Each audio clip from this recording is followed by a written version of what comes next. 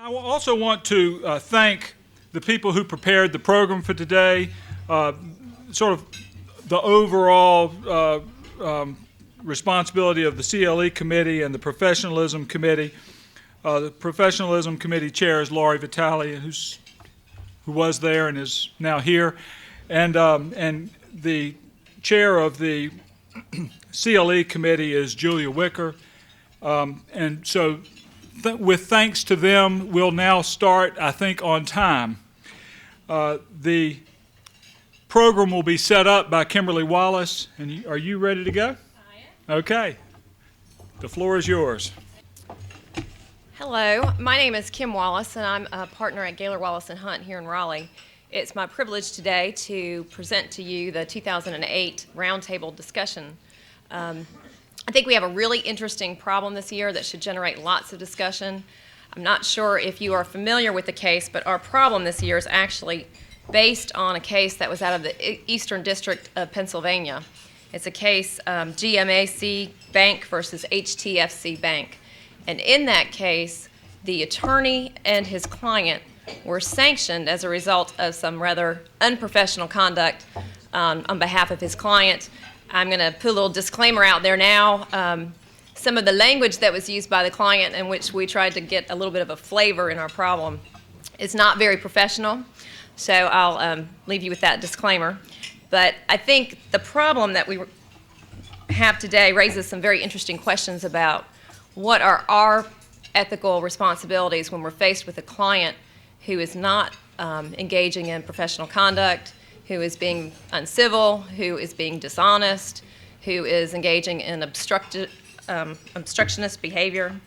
And what we're going to do is at the end of, we'll have about 30 minutes to discuss it, and at the end I'll ask Doug Brocker to come up here, who's an expert on the rules of professional conduct, and he can kind of summarize the case and the applicable rules. Well, I hope that everyone's had some time to go through these questions, and I'm sure there was some very interesting discussion about these issues.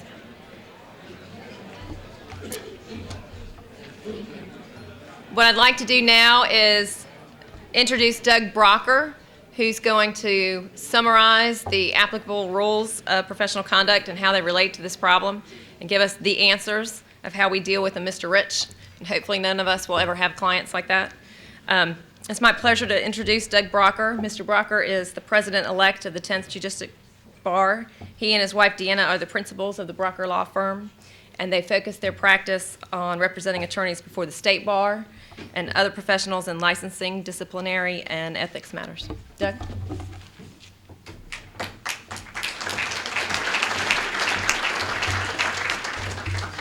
Thanks, Kim. I don't know if I'm going to give you the answers. I'm at least going to give you my thoughts about it. And I wanted to start off by thanking Kim and her committee members for all the hard work they've done, which has been considerable behind the scenes, and really for putting together a great problem. Like a lot of difficult ethical situations, this problem sort of is right at the crossroads between potential ethical misconduct, unprofessional actions, and possible violations of various different rules, as rules of civil procedure and various other possible rules. And I'm just going to go through and summarize for each of the questions, or for most of the questions, just what sort of came into play. I sat through at a table and sort of heard some of the discussions, which was very helpful. The first question deals with Larry Lawyer's issuance of the subpoena to third party 3 days before the end of discovery. Some of you may be aware that up until 2003, there was a specific prohibition against issuing subpoenas without a deposition or a hearing notice. But when Rule 45 was changed to specifically permit that, that overturned that. And there actually now is a very recent opinion, ethics opinion, 2008 opinion, which specifically says that it's permissible to issue a subpoena for documentation without having a hearing or a deposition scheduled. So that may be, I think that's one of the reasons that question was raised, is that it's changed over time to make it permissible. The other issue I think in there is about the timing of it and 3 days before the hearing, and my thought on that is I'm not aware of anything that would specifically prohibit from an ethical standpoint, issuing the subpoena 3 days beforehand. What the rules and the opinion says is that it's permissible to do it as long as you comply in all respects with the rules of civil procedure. Rule 45, to my knowledge, doesn't have a time deadline for responding. It talks about 10 days to object, but it doesn't say you can't do it in less than 10 days. I think that issue is primarily now a matter of whether or not you're going to be able to enforce the subpoena as opposed to an ethics issue. I don't see a violation of the rules of professional conduct in the issuance of that subpoena. They didn't ask this question, but it certainly is a violation for Larry to go out and tell Eddie Entrepreneur that he's going to throw him in jail if he doesn't comply with the subpoena, because that's just a false statement. I mean, you can get somebody sanctioned, but you can't throw them in jail. So that would definitely be a violation, but that's not specifically what's asked. The second question deals with representing Mr. Rich at the deposition.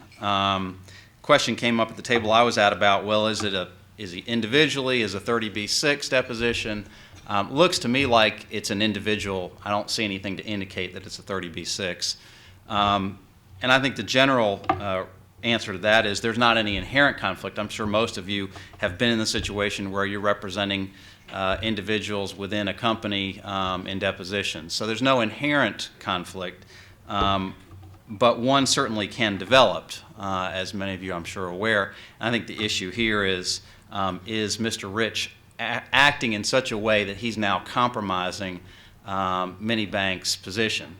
At the point at which the lawyer feels like he's really gone beyond just being a bad witness to actually starting to engage in conduct which could significantly compromise, then he's going to be materially limited by his obligation to Mr. Rich as an individual and as the bank. And at that point, he probably has to get out, whether it should have been at the time that they adjourned the deposition and he can't get the client to correct the misstatement.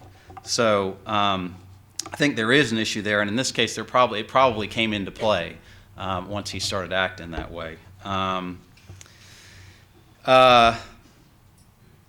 The third question talks about Andy Attorney's conduct at the deposition. I'm going to put aside for a second the whole question about his false statement, because that's an entirely different situation, and that's really raised squarely under question number 7. But there are a couple of other possible violations in Andy's conduct in deposition. I think they're fairly weak, to be honest with you, but one possibility is a possible violation of Rule 3.4 for failure to comply with a valid discovery request, assuming, of course, that he told him he needed to come with the documents that had been properly noticed and requested, and or he didn't make any effort to do that. That's one possibility. There's also a relatively new provision in the rules, Rule 3.5, which is in the packet, about being a violation to engage in undignified or discourteous conduct. Again, that's very gray in this situation. Really, the person who's engaging in that is Mr. Rich. He does, to some degree, ratify it by telling the Larry lawyer to move on with his questions. But I think it would be a much clearer situation if the lawyer was actually doing it. And the next, I'm going to go down and skip down to 5, talks about sanctions. I don't know how many of you are familiar with the underlying case. You get sort of a little bit of a flavor of it here, some of the language. It's actually significantly worse than the problem would portray, because we didn't want to make it as bad as it actually was.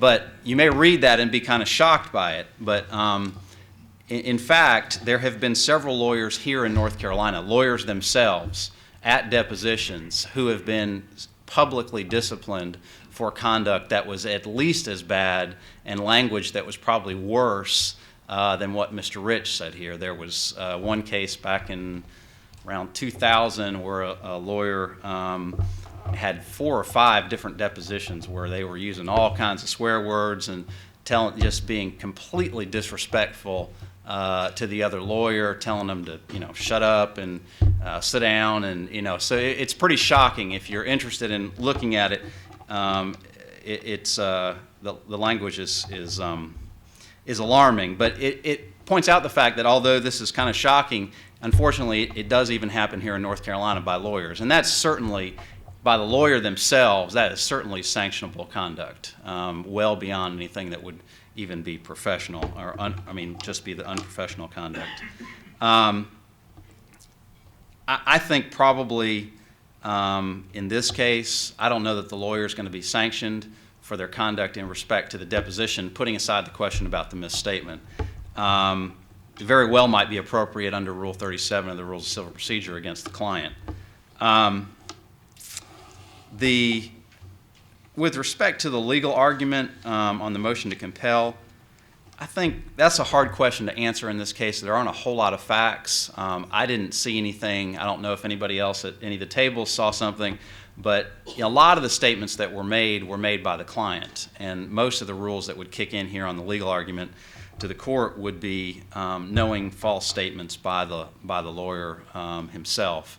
So I don't know. It does probably raise, if he's up there arguing that his client was schizophrenic and didn't have his medicine, it sort of raises a whole other issue of should he have allowed him to testify in the first place if he knew that to begin with. He clearly wouldn't be competent as part of his argument. Probably the most significant aspect of this question, I would think, is question 7, about what obligation, if any, did Andy have once he hears him make that comment about not signing the agreement. And I think, again, it's probably highlighted because it's been a change over relatively recently. The first and most important thing really in that question is whether or not the lawyer knows that the client has made a false statement. Because unless you know somebody's made a false statement, your obligation doesn't kick in. You may have suspicions, you may have concerns, but in this case, it's very clear in the question that he knows that the client made a false statement because he watched him sign the document that he's now denying. So there's no question. And once you know that for a fact, then you do have some additional obligations. And what the rules say, Rule 3.3 says you have to take reasonable remedial measures, which doesn't mean a whole lot, but if you look at the comment, it's pretty specific about what you now have to do. The first thing he did, which is you have to counsel the witness or the client to correct the false statement. That's certainly the first step, and he did that.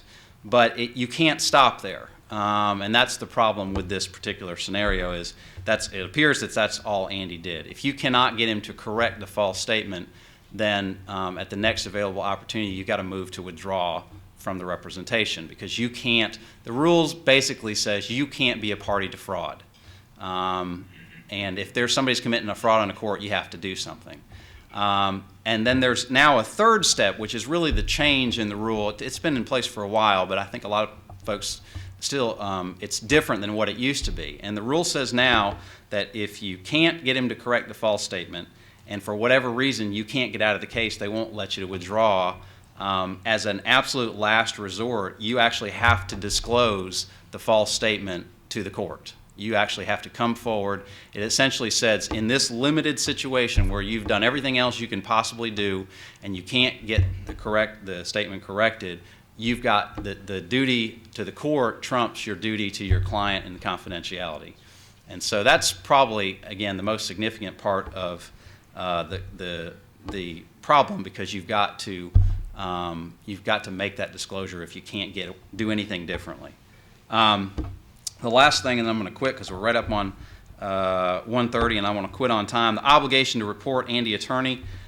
Quickly, the obligation is if you know of a violation of another lawyer that raises a substantial question as to the lawyer's honesty, trustworthiness, or fitness as a lawyer, then you have an obligation to report it. And I would say unless Larry knows that Andy was aware of the false statement and didn't do anything, in my opinion, I don't think he's got an obligation to report. Now, that's an obligation. That doesn't mean that it isn't well within Larry's right to report it. But in terms of being a separate violation for not reporting it, that's a fairly high standard to kick that in. You have to know that there's been a serious violation before you're obligated to turn it over to the state bar. And I think we are right at 1:30. I'm going to quit. Be glad to answer any questions afterwards if you'd like.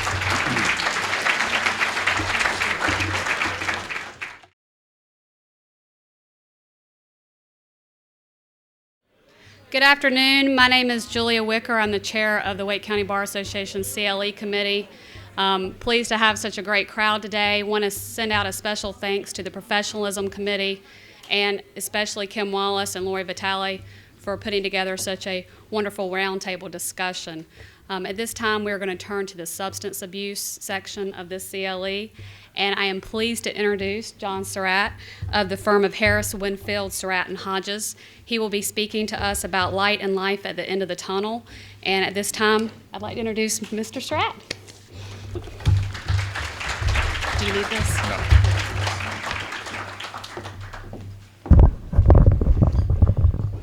Good afternoon. Thank you. My name is John Surratt, and I am an alcoholic.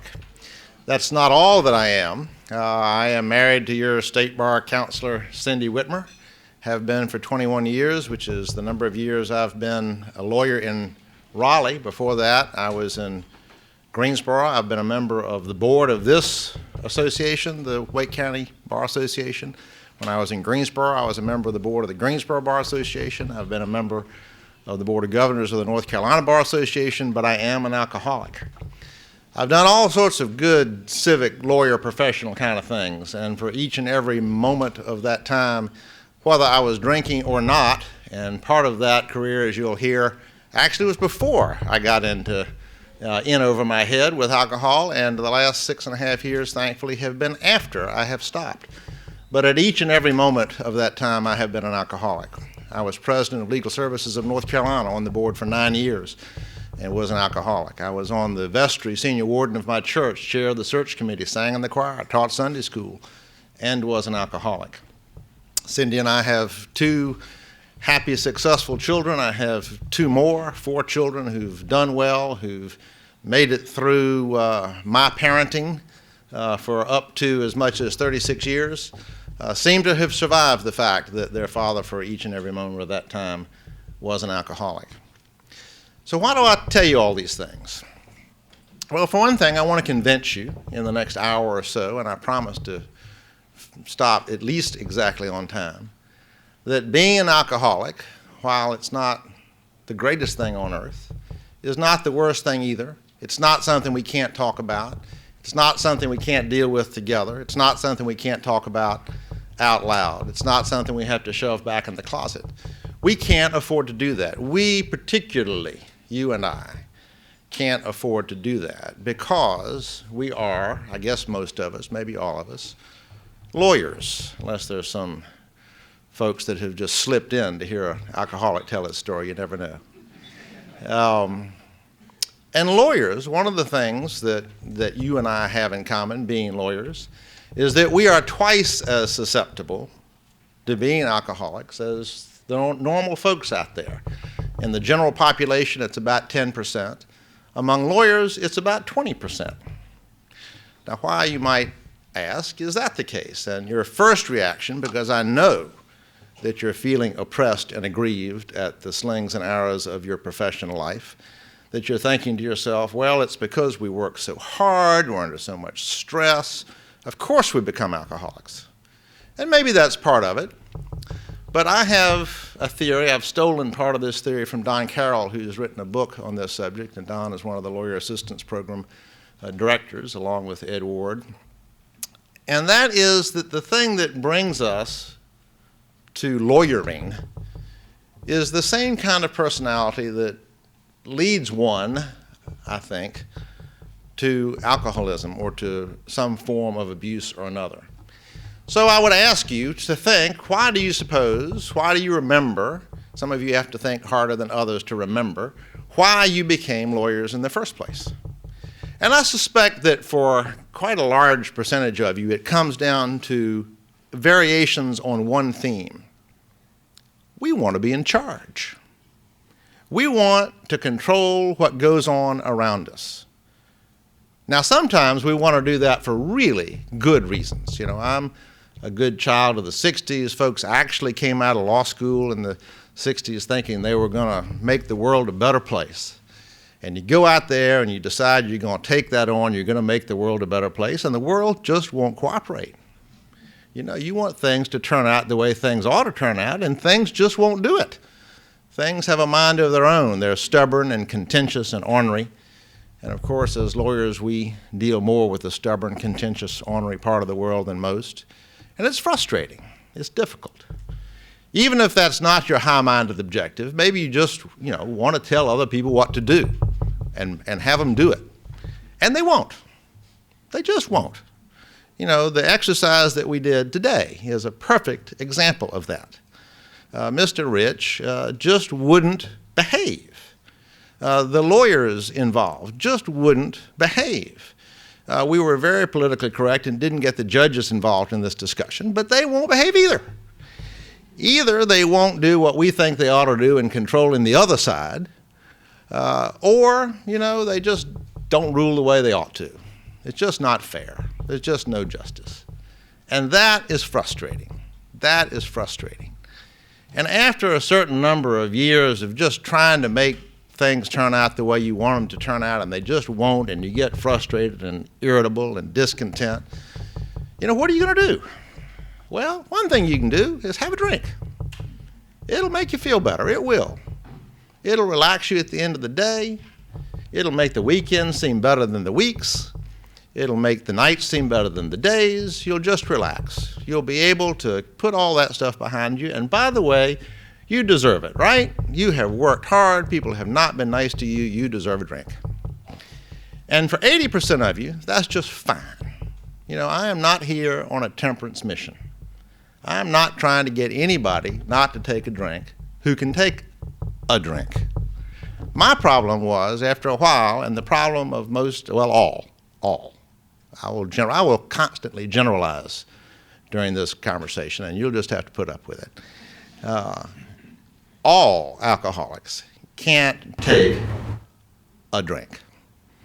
Maybe at first they'll take a drink, but as you'll hear from my story, and I'm going to tell you my own story of going into and coming out of alcoholism, after a while, you just can't take a drink. It becomes 2 and 3 and 5, and you just can't stop. I give you several tests as we go along about what it means to be an alcoholic. And the key one, the bottom line is, you can't not drink, and once you start, you can't stop drinking. If that describes you or anybody you know, then let's talk some more when this hour is over. Because at the end of the hour, what we're going to talk about is that there is a way out. There is an answer. There is a solution.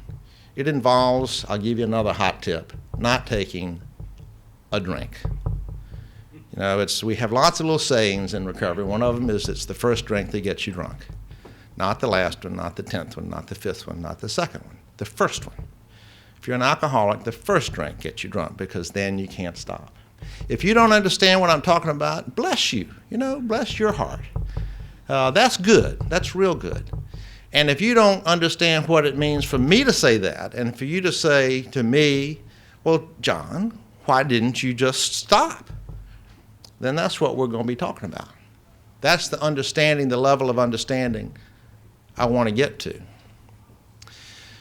So here we all are. We've got all these stresses on us. We've got all this work to do. We're prone to control and get all tightened up and be all irritable. So what else is going on? Well, we've had our ethics conversation. It's important here. I can add another quarter hour to your ethics. I think don't you need an hour? I'm going to give you your other quarter hour here. What do the rules of professional responsibility do for us? Well, if you're under a lot of stress, if you're under a lot of pressure, anybody will tell you that it's a good thing to have somebody else to talk to share your feelings, to sort of let it out a little. Well, you can't do that. If you're an attorney and you have something going on in your relationship with your client that's a problem, you can't go out on the street and talk about that. The rules of professional responsibility will stop you from doing it. So then, this attorney-client privilege thing, you just can't do that. So you've got to keep it all inside. You've got to manage. You've got to be in charge. You feel like you're responsible for the outcome. If you're trying that case and they do the wrong thing, you feel like you're responsible for the outcome. If you're trying to close that deal and the stock market crashes, there are lawyers out there who are convinced that if they had closed this deal 3 weeks earlier, it had gone better. It's all their fault. Well, no, it's not. But that's the way we operate. So what else can you do? Well, if you're in a big firm, you know, you've got all these folks that you should be able to go to, and they're there to help you, right? Well, let me give you young lawyers a hot tip. Go into your managing partner and say, you know, I just feel bad. Can't I just go home and go to bed? I feel bad. This is not a career starter. This will not start you on up the ladder, you know, and so you don't. When I started practicing law in 1972, I was with a big firm. I joined a big firm. Brooks Pierce was then McClendon Brim, Brooks Pierce and Daniels. I was the 14th lawyer. Womble and Smith Moore, I think, had about 25 or 30, and they were the biggest firms in the state. And we all knew each other. I knew every lawyer at Brooks Pierce. I knew, and this will date me, every wife. They all were wives. And I knew their children, and I often knew their parents, and I often knew their brothers and sisters. And these were my friends, and these were the people that I drank with. These are the people I went to ball games with. These are the people I played golf with. These are the people I had parties with. You know, you'd work with these folks all week long, and you'd have a party Saturday night, and those are the people you would invite. Not so much anymore. I mean, when I joined Brooks Pierce, and of course the irony is I'm now, depending on who you count, I've been Brooks Pierce, Petrie, Kilpatrick, Stockton, Kennedy, Covington. I left just before K&L Gates, and now Harris, Winfield, Surratt, and Hodges. However many firms that is, the irony is I started off thinking I would never change, womb to tomb. You know, this is family, and I believe that. Cindy Whitmer gets a lot of credit for my recovery, so we're going to blame her for the fact that I left that firm. That's what brought me to Raleigh 21 years ago. That gets into the story too. You get to hear all about me before this is all over. But you know, we don't have that anymore. People change firms. You know, you got to check your email in the morning to see who's come and who's gone. It is a different world. We do not rely upon each other. We do not depend upon each other for personal support. And that's another thing I want to talk to you about before this is all over. I'm going to crowd all this into the next, I'm down to about 45 or 6 minutes. Is can we here in the Wake County Bar Association, my bar association, people out there that I know, can we reform the kind of community that once existed and still exists to a much greater extent than in the Philadelphia lawyer example that we studied at the first part of the program? We can still do that, and I'm going to tell you how. There are going to be answers, not just puzzles that are part of this presentation. So, I think that kind of gets me up to where I want to start and just tell you my story, put this in some context. Maybe if you hear me say how I ended up being an alcoholic, you'll have some understanding of how you might be. I started off doing this about 4 years ago, and at first I was just talking to the alcoholics out there. Okay, listen, folks, you know, I know who you are, and I want you to fess up and come on in. And then I decided, you know, it's a better deal to talk to everybody else. I mean, the alcoholics will hear what I've got to say. I need to start talking to the folks who aren't and to tell them how to recognize in maybe themselves, but certainly those they love, work with, friends, neighbors, what this disease is all about. Because that's where the real help can come. And then I finally went around, and that's what we're going to do today, to say, you know, we can save each other. We are a community. We can save each other. And every person here can have a role in doing that. So here's my story. I've had a perfect life. I have no one to blame. I'm a self-made alcoholic. I grew up, nice family, older brother, older sister, parents, Winston-Salem. My dad was editor of the newspapers. My mom stayed at home, raised the kids. We had what we needed. We didn't have too much. We didn't have too little. The same was true of alcohol. We didn't have too much. We didn't have too little. I don't know of any other alcoholics in my family. Neither, though, was it we were good old North Carolina Scotch-Irish Presbyterians, not Southern Baptists, pardon me out there, but, you know, drink was okay. And, you know, so I wasn't afraid of drinking, but neither was there a lot of drink. I grew up in the 50s. Everything was sort of dry. You know, people could drink in their homes, but that was about it. Parties would have a party. There might be some alcohol. Later on, I was the youngest of those three children, so later on I was sort of the only child for a while, and my parents moved from Winston-Salem to Nashville, Tennessee, and I have very fond memories that at the end of the day my dad would come home. They did not drink daily when I was growing up younger, but after a while they sort of got into it was And when I was gone, just the two of them, they would sort of settle in at the end of the day in front of the fire, or in the summer I might be out at the end of a pier with my dad. Some of my fondest memories are of having a drink when I was an adult with my parents. It was all very pleasant. It was all very civilized. It was all very normal. And my life generally was fairly normal. My drug of choice for years, and the thing that kept me, I was a self-made alcoholic, but I was also slow on the uptake. I graduated from Carolina in 1969, and I am the only graduate of the class of 1969 at Chapel Hill never to have taken an illegal substance. To this day, I didn't inhale, I didn't puff, I didn't experiment. To this day, the only non-prescription, non-pain-killing drug I have ever had is alcohol. And the reason is, one of the reasons, is that my drug of choice was success.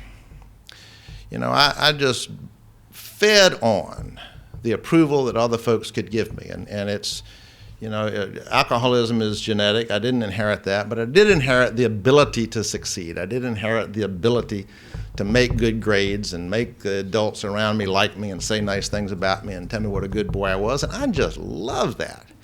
And like alcohol, you can just never get enough of it. You know, if you judge yourself based on what other people say about you, it is a daily struggle.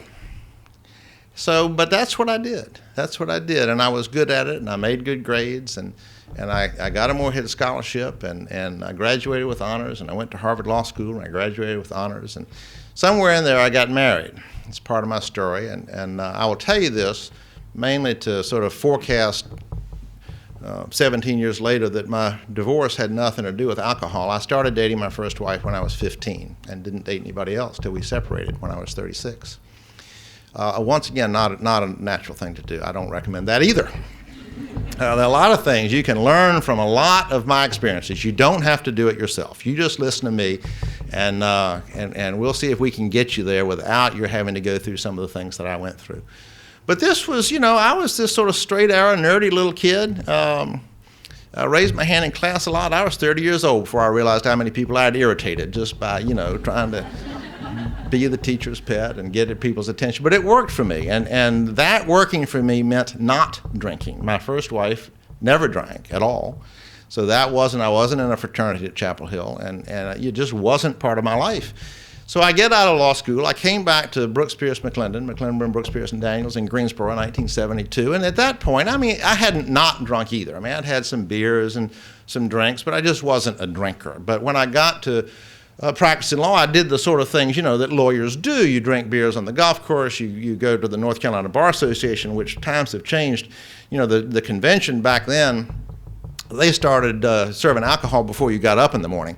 And they served it until after you went to bed at night. I mean, this was just a different culture, and this was fine with me. I got right into that. This way I could sort of combine this success need I had and kind of drinking with the other lawyers and sort of being right in there, and it was just great. And that just kind of, that got me going a little bit. That sort of set the stage for the next phase of my development, if you want to call it that, which is that I did ultimately, having nothing to do with alcohol, having a lot to do with starting to date your wife when you're 15, I got divorced. And at this point, I'm in Greensboro, minding my own business, and a member of this bar, A.P. Carlton, set me up on a blind date with another member of this bar, Cindy Whitmer. And of course, this was not anything serious. I mean, I lived in Greensboro and had 2 children, and she lived in Raleigh, and so we're married now. And that's what got me to Raleigh. And that marriage, that relationship was different. Cindy has continued working through our 2 children, and we've worked that out well, I think, between us. And when you get, you know, the second time you get married, when you're 40 years old and you've been practicing law 18 years and your wife's been practicing law, there are some things that, some pros and cons that come with that, but you can afford to have a full-time nanny, for instance. And so we did, from 8 in the morning till 6 at night. And Cindy was here earlier, by the way. She has heard this story many times, and I think she may sometimes get self-conscious listening to me talk about her. So, but she is more than happy, by the way, to talk to you. If I forget to say this at the end of the hour, because I got her permission before she left, I'm sure I'll remember to say, please call me if you want to talk. But I got her permission to say if anybody wants to talk to the spouse of an alcoholic, call Cindy. She'll talk to you. So, but she's not much of a morning person. So I would get up and get things going and get the kids either up or to school or whatever it was, depending on their age. And then I would be off and working, and she would get up and deal with the nanny. And then, so at the end of the day, my job was to be home at 6 o'clock, which is when the nanny got off. And most days I could do that. Cindy would sort of get home at 6:30 or 6:45 or 7. And this was very civilized. You know, I don't want you to think that anything about this story is shabby or low life. I mean, this was very civilized. I would be standing, just as I am now, in my kitchen with the kitchen, sort of the cook surface, which is about where this podium is. And if this were a glass of scotch, you know, it would be sitting right there, and the McNeil-Lehrer report would be on the TV, and the newspaper would be out. It was terribly upscale. And I don't know. I really don't know. I think at the beginning of that time, it was just an extension of it's the end of the day. And, you know, it's been a good day, or it's been a bad day, or it's been a boring day. And any of those need a drink, you know? If you've had a really good day, or a really bad day, or a really slow day, you need to have a drink. So I did. And at some point, this process sort of got into my system where the bottle of scotch was there and the glass was there, and I was the only adult in the building. And after a while, Cindy's car would come down the driveway, and I would, you know, I'm tuned into this, believe me, and I would fill up the glass, because that's important, and I would put the bottle back in the cabinet, and when she walked in, I was having a drink, but that was okay. She had no idea. It could have been the first, it might have been the second, but, you know, she didn't know, I didn't know. How could she know? I didn't know what number drink it was, because it's sort of a bottomless glass, you know. Every alcoholic's dream, an open bar, a bottomless glass. And I had it in my home all the time. So I would do that, and then since she hadn't been counting, and since I hadn't been counting, you know, I might have a couple of glasses of, or, you know, whatever wine for with the meal that night, and then sort of from there it kind of got to where that bottle of scotch I had put in the pantry, and then there was this bottle of vodka in the freezer. When I would go by, if there was nobody in the kitchen, you know, I might just have a little more. That's all. That's all. I was not out at bars. I was not drinking on the job. I mean, the last day of my drinking, I had the highest collections of any lawyer at Kennedy, Covington, Lobdell, and Hickman, including those Charlotte people, 200 lawyers. I mean, I was high-functioning alcoholic. I was doing this at night from about 6 o'clock till I fell into bed. Didn't pass out, didn't black out, just kind of slid out. And, you know, then sort of other things developed. I discovered the mini bottle. The mini bottle is an alcoholic's friend. You can put a bottle in each pocket. You cannot put 2 bottles in a pocket. They will rattle. But you can put 1 bottle in each pocket, and in the winter you can put on a coat and you will have more pockets. I used to love to walk the dog. I would walk the dog, and I'd have my mini bottles, and it would be kind of crisp outside, and I would tell the dog how to solve all the world's problems. I've still got that dog. You know, I've still got the dog, the house, the wife, a job, not the same job, but a job I like a lot. You don't have to end up in a box under a bridge. People do. People die. This is a fatal disease. It will kill you. And I am only lucky and blessed, we'll get to the blessed part in a minute, that I didn't die. And I'm going to keep saying this. We're going to work on seeing to it that we save some other people from dying. That's what we're talking about. Make no mistake, we're talking about saving our fellow lawyers, our family members, our neighbors from dying. There are no pulled punches about that. So I'm doing this. I'm getting away with it. You know, I'm real good at getting away with stuff. There's always a good measure of dishonesty in being an alcoholic. Here's another test for you. If you go to the doctor and he asks you how much you're drinking and you lie to the doctor, why are you doing that? why are you lying to the doctor about how much you drink? If you lie to anybody about how much you drink, your spouse, your children, yourself, here's another test. If you're taking too many tests about whether you're an alcoholic or not, do you know that most people don't do that? Most 55-year-old guys don't pick up the Ladies' Home Journal to take the test on whether they're an alcoholic or not and then do it again in another month. If you are concerned that you might be an alcoholic, you might be an alcoholic. And we'll talk about that too. And the great thing is we can fix this. We can't cure it. Once an alcoholic, always an alcoholic. But we can fix it. 3 members of my family, including me, have had cancer, and we've all survived. Thank you. My wife and a child and me. You can die of cancer, and there may be nothing you can do about it. You might die of a heart attack, and there may be nothing you can do about it. You might die of an accident, and there may be nothing you can do about it. Before you die of alcoholism, all you have to do, and all you have to change is everything. But you just stop drinking. If you don't drink, you will not die of alcoholism. First drink will get you drunk. Just don't drink. Now, is that easy? No. We'll get to that too. So where am I? Cindy, you just can't keep these things secret forever. There is no good answer. I thought. There is no good answer to the question, why is there a bottle of scotch behind the sofa?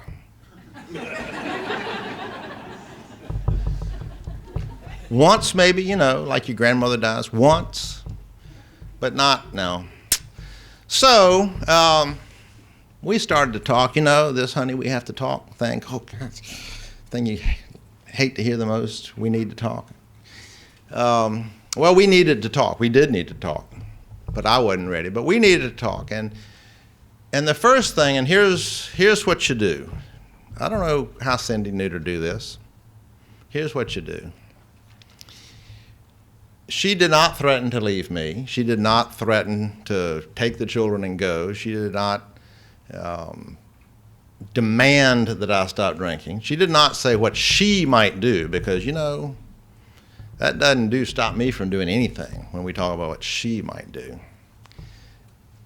This was a low blow. I mean, she said that she loved me, that she cared about me, that she was concerned about what would happen to me if I didn't do something. That not only might a bad thing happen, I would get a DUI or whatever. I had never gotten a DWI, by the way, DUI, never. I did get arrested once, but that was at the beach. And, beach is a defense. And sure enough, I got me a good beach lawyer, and I got off that one. But so I was never convicted of that. But something was going to happen. A bad thing was going to happen. And on top of that, and this is where, knowing who you're talking about really pays off, she knew enough about me to say, and John, buddy, love, you're not going to handle that well. You're not going to like it when you get humiliated by an arrest or a malpractice kind of thing, or just making a fool of yourself somewhere where making a fool of yourself makes a difference. And she was right about that, and I knew it, and I did not stop drinking, but I heard what she said. That was the first time that I heard. And that must have been in the fall of 2001. Time passed, I continued to drink, we continued to talk. And after a while, I said, okay, we need to do something here. The pressure is more than I can handle. I need to do something. And so I agreed to go to a substance abuse counselor, and I did. Not to have her tell me that I needed to stop drinking or that I was an alcoholic, but so, a little counseling would help. I was sure of that. By the way, this is how crazy it is. Before that, I had cheerfully gone to psychiatrists, psychologists, talk therapists, because I was feeling depressed. Well, duh. You drink a third of a bottle of depressant a day, it will depress you. But I didn't want to have this diagnosed as anything other than just a little depression, and so I had, in fact, sort of gone down that road. But now I went to a bona fide substance abuse counselor, and within about 5 minutes, she said she thought I was an alcoholic. That was irritating. We had just met. It's the first time anybody had ever used that word about me, including me. Nobody, my wife had never said, I think you're an alcoholic. Nobody, ever. But she did. So that was kind of a wake-up call. And she wanted to know if I would go to Alcoholics Anonymous. No, I would not. Not gonna, degrade myself to hang around with those lowlifes. Not a chance. Plus, I might be seen. I mean, I didn't care if I was seen drunk walking the dog, but I did not want to be seen not drinking with other people who don't drink. Go figure that. But it was almost Lent when I married Cindy. I remember that Scotch-Irish Presbyterian thing. I'm an Episcopalian now. And they take this stuff seriously, all these liturgical things and Lent and whatnot. So I said, okay, here's the deal. We're going to give up drinking for Lent. I'd tried this before and never made it, but this was, it was important this time. So I did. I made it. I went the 40-plus days. There are extra days. Not drinking, and I hated it. I hated every minute of it. I thought about a drink every day. I counted the days to Easter. I was joyous on Easter morning. Joyous. Wanted to know if we could go to church early, And sure enough, the test was over. I had passed, and I picked up a drink.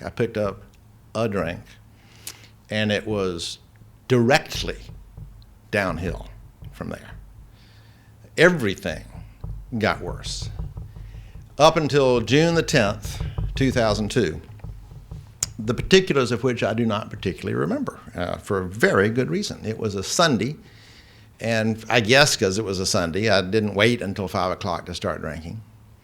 It had something to do with a bottle of scotch in my gym bag and getting caught with that, and even though I was not a blackout drinker, I do not remember the end of that day. The next day, my dear wife, who had been to a program sort of like this, except where Ed Ward had given the talk, and Ed is the Lawyer Assistance Program Director for Raleigh. She went to see Ed to say, not what can we do about John, but what can Cindy do about Cindy? Ed, I heard you talk. I know you're here to help lawyers. I'm going crazy. What can I do? And Ed told Cindy to have me come see Ed. So I come bopping home on June the 11th.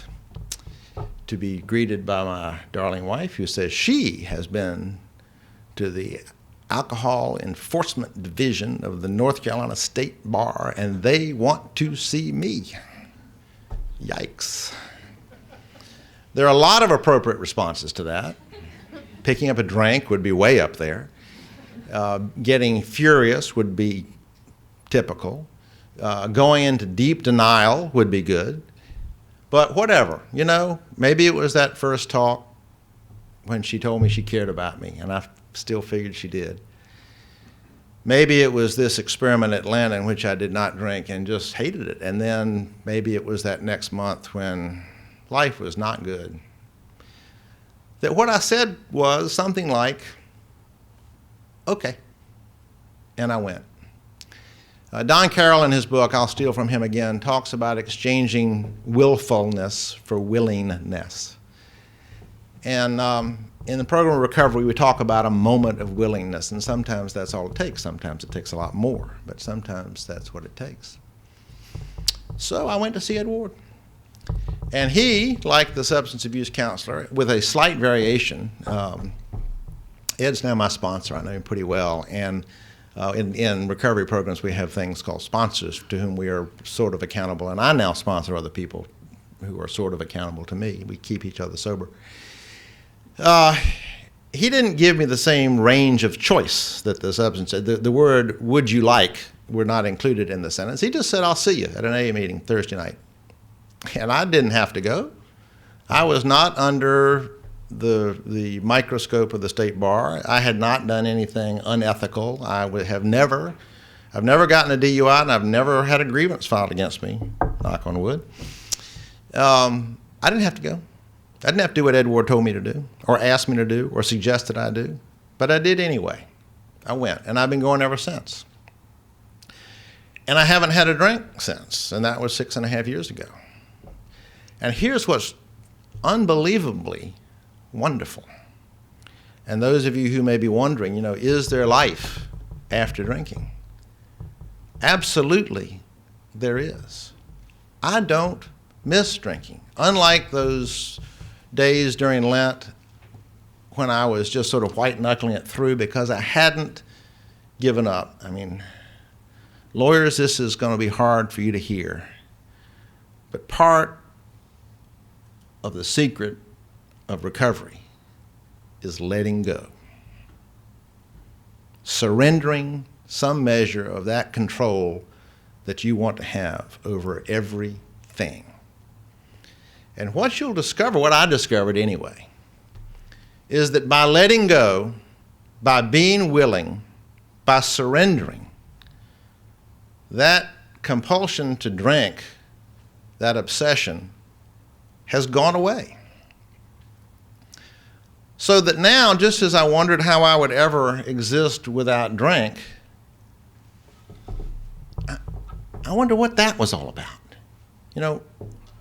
What was the deal that I thought it was sort of a plus to my life that I needed to start drinking before the party or the wedding or the funeral or church, because there might not be alcohol when I got there, or not enough.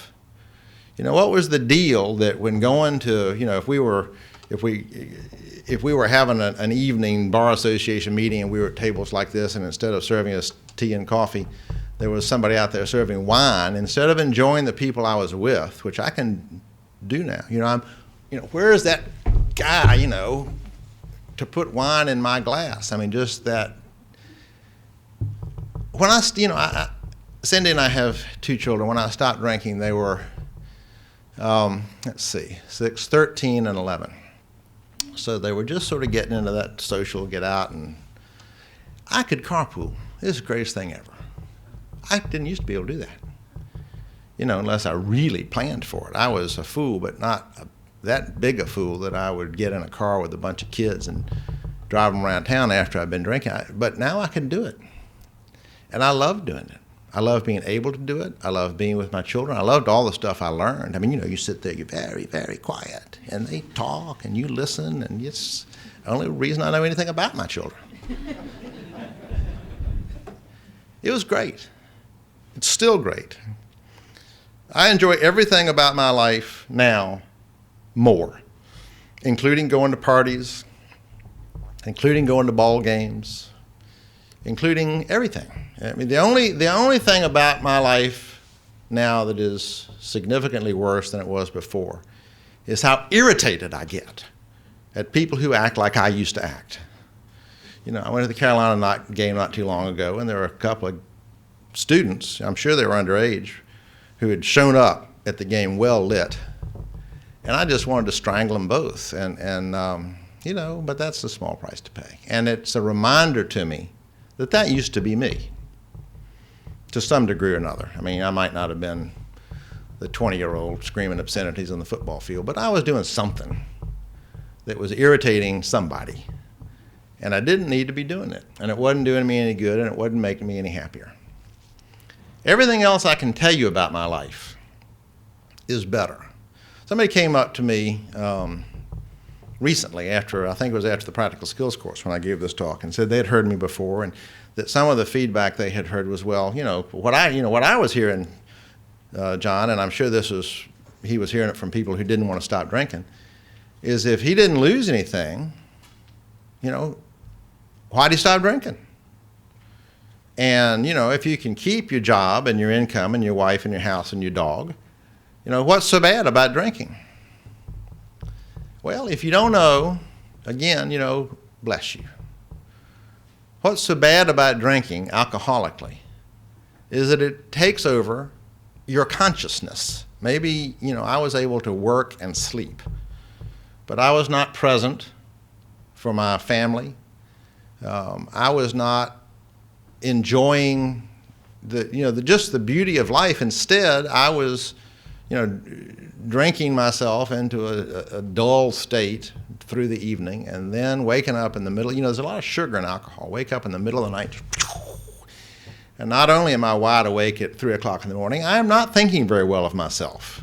I wake up and say, gee, I was not going to do that again. And by the way, this was a daily conversation. At 3 o'clock every morning, I am not going to do this again. Wake up, have a headache. I am not going to do this again. Sort of getting through the morning, not feeling terrific. I am not going to do this again. 3 or 4 or 5 o'clock comes around, I'm feeling better, and I reconsider the whole situation. Go home and do it again. I think we've all by now heard the definition of insanity, doing the same thing over and over again, expecting a different result. Well, if that saying didn't already exist, we'd invent it for alcoholics. Putting yourself in the same predicament over and over again, telling yourself the same stuff over and over again. I mean, it's just like it's taking a beating on a daily basis. It's a physical beating, it's a psychological beating, it's an emotional beating. It is, I know now. Why didn't I know this then? I don't know. But I know now that it is just no fun. I guess it seemed like fun. I remember having conversations with myself when I was walking that dog and drinking out of those mini bottles that I should not be doing this, but that, on balance, it was worth it. On balance, the sort of self-medication, self-reward system I had set up for myself, alcohol was my best friend. It was my buddy. It never let me down. It was always there. It was never critical. It was with me wherever I went. It was reliable. Made me feel good for most of the time. I had myself convinced that this was a smart thing I was doing. This was, I was not powerless over alcohol. I had decided to drink every day for, 10 years. It's crazy, but it's true. And it's true of millions and millions of people. It's true of 20% of all lawyers. The other thing that's good, that's you sort of don't have to deal with the bad. The other thing that's good, if you do stop drinking, if you do go to a program of recovery, if you do talk to the folks at PALS, which is the North Carolina State Bar, has a program, lawyer assistance program, and it has the PALS division, which deals with drugs and alcohol, and the Friends group that deals with depression and mental illness.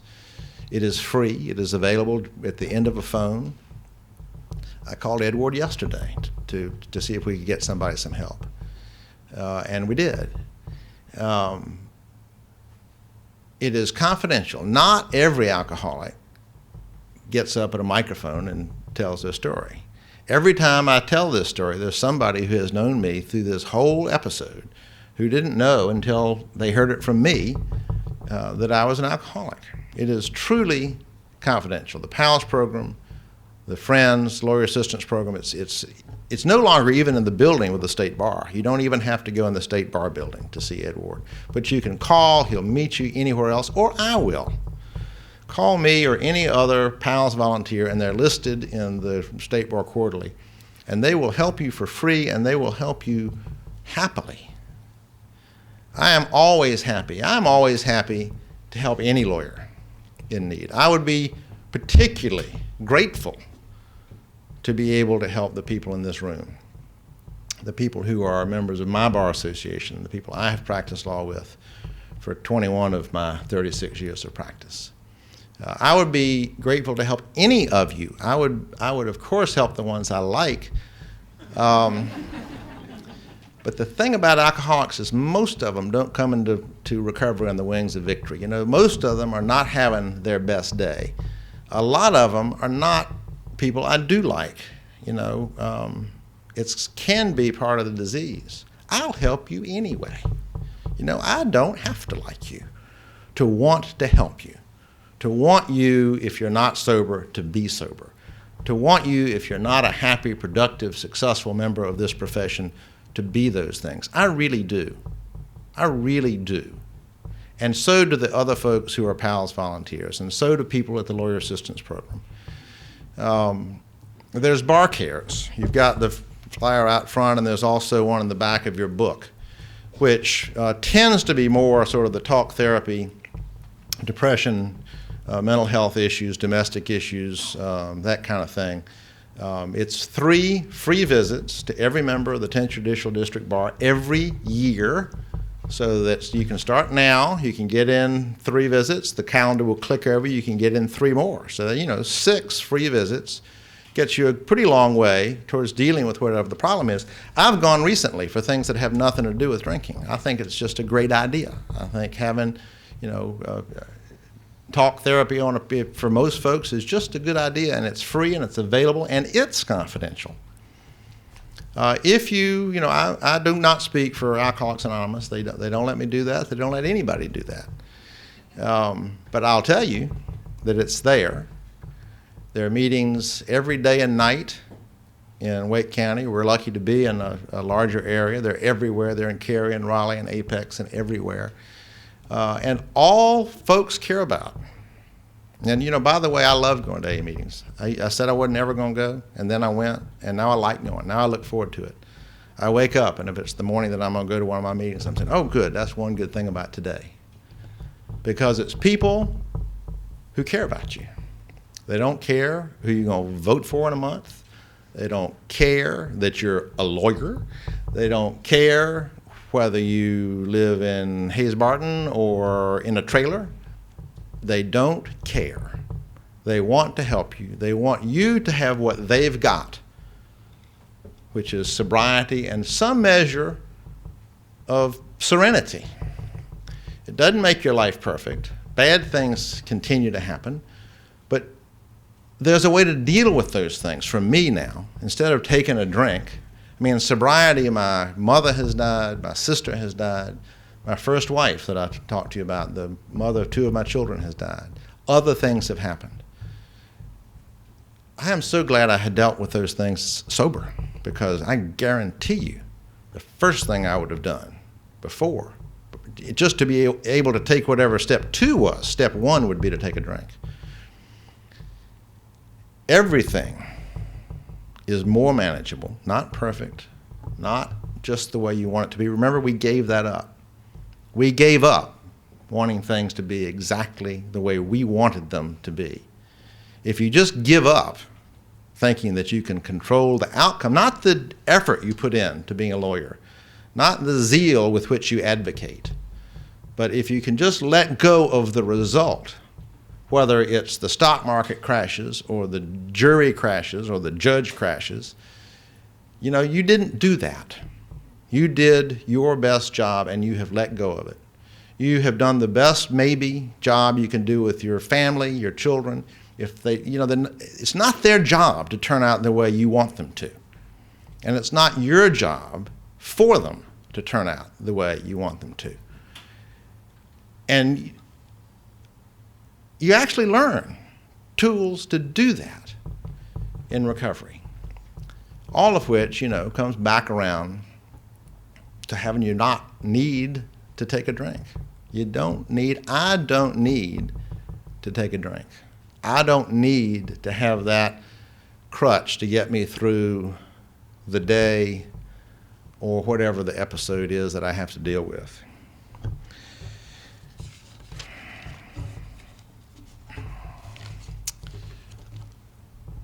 So what can we do? I've told you a little bit about that. I've given you some clues, but let me be specific about it. The first thing is just to be more attentive to one another, just to care a little bit more. I was sitting in church not too long ago, that Episcopal church that Cindy led me to, and it's a church kind of in the round, so if you sit where we typically do, kind of in one of the seams, you can see most of the faces there. And some sermons are better than others, and I've learned when they're not so good to think about something else. And so I was sitting there looking around at all these people I had known, and the thought just occurred to me. I said, I thought to myself, I wonder how many of these people are thinking about me right now. I think about myself all the time. I wonder if any of them are thinking. And I quickly decided none. No, not one. Not one was thinking about me. I thought that was a shame, but I decided, okay, what could I do about that? Well, not much. I make a spectacle of myself. That used to be the way I got attention, and still do. I have not cured all my character defects. I still care what you folks think about me. I still am out there in terms of sort of looking for attention, looking for approval. But at least I'm not drinking over it. But I thought, I wonder, if they're not going to think about me, might I consider thinking about them? What difference might that make? What difference might it make if I, just me, gave my attention to one or two or three of those folks? And then suppose I told them so. Suppose or did something or reached out to them. And then I thought, what if we sort of got a movement started here where we all do that? Well, it wasn't long. I guess this was before I left Kennedy Covington, because after that, I left on very friendly terms, and so I wasn't, my bags were not set outside the door. I was there for a while, and I went around and I talked to people. And once you're leaving a place, then it's okay to tell people that you care about them, and you wouldn't want to do that, while you're still there. And so I did. I went around and said, I miss you, and I'm going to miss you, and let's stay together, and I've always liked you. And the reaction to that was pretty astonishing. There were some young people that hardly imagined I knew who they were. And I said, I've really been glad that you've come here. You're really doing a good job, and I like you. I'll miss you. And wow, this was a startling revelation. What if partners, just did this willy-nilly, went around telling associates that they were valued? Gee, what kind of mischief would that cause? On the other hand, what might it do for this elusive thing we're so worried about now of lawyer retention? What might happen if a female attorney in her 30s with 2 kids and a working husband and an aging parent who thought she was doing absolutely nothing right was told that she was a hero, that she was doing everything right, that she was Atlas, holding all these things up? Suppose that happened. That might be the answer to keeping people on the job, to keeping people satisfied. Remember 1972, I practiced law with my friends, and I thought I would never leave, and never would have, if it hadn't been that blind date. And now people leave all the time, and they don't look to the people they practice law with to care about them. But suppose we did anyway, against all expectations. Let people know that we cared about them, and we wanted them to come back tomorrow, and we wanted to help them get their work done, talk through their problems. Just imagine, if you can, what that would be like. I'm not saying there aren't places of work where that happens right now today, and I can embarrass some folks by saying I thought they ran places like that, but not generally. And it's harder to do in a large institution. I understand that. When that big firm I joined, Brooks, Pierce, McClendon, is now just a little old 70-something odd lawyer firm, and K&L Gates is 17,000. It's hard to let 17,000 people know you care about them. But you can let even there, you can let the person in the office next to you know. Even there are partners and associates. Even there are mentors and mentees. It's not a job, it's not an assignment, it's not a task, it's an opportunity. It's a chance to reach out to somebody, to let them know that they are important, that their problems are important, that they are not alone. The greatest thing in the world about going into AA recovery programs is you find out it's not just you. You're not alone, you're not the only one.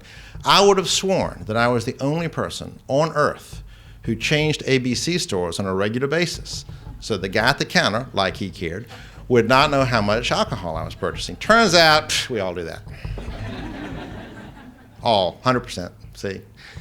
Well, it's great. It's great to be in a room full of people who there's nothing you can say that they will not accept.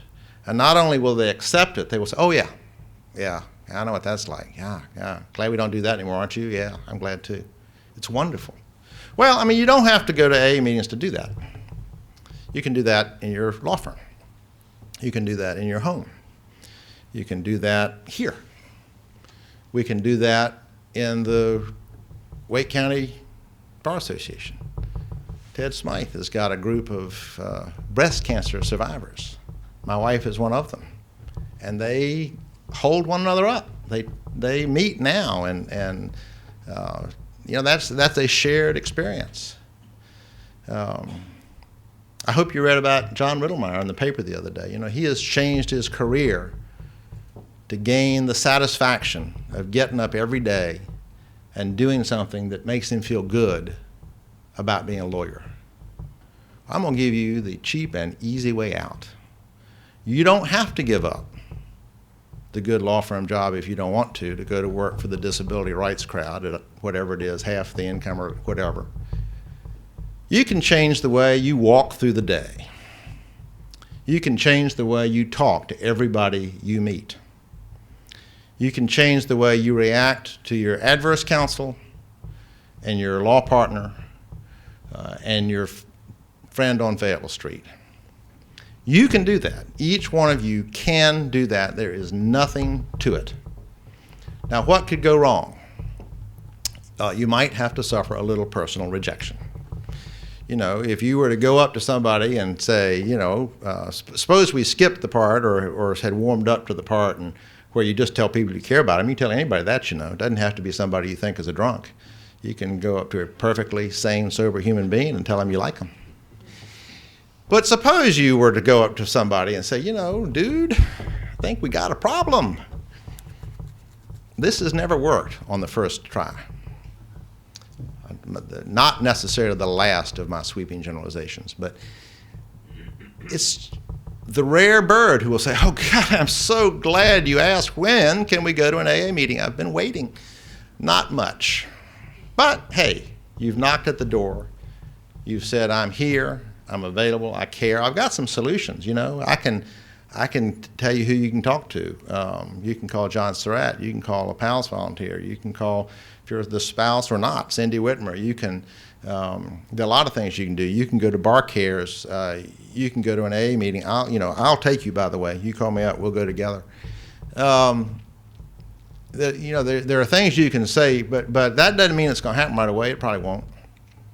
It probably won't. So, you know, you've been rejected. Well, you know, so what? That's on the one hand. On the other hand, what's on the other hand? Saving a life? I'm not kidding. I'm still not kidding. Is that a hard equation for you to work? Some sort of personal rejection on the one hand and saving somebody's life on the other hand, because it is absolutely what we're talking about. It is absolutely what we're talking about.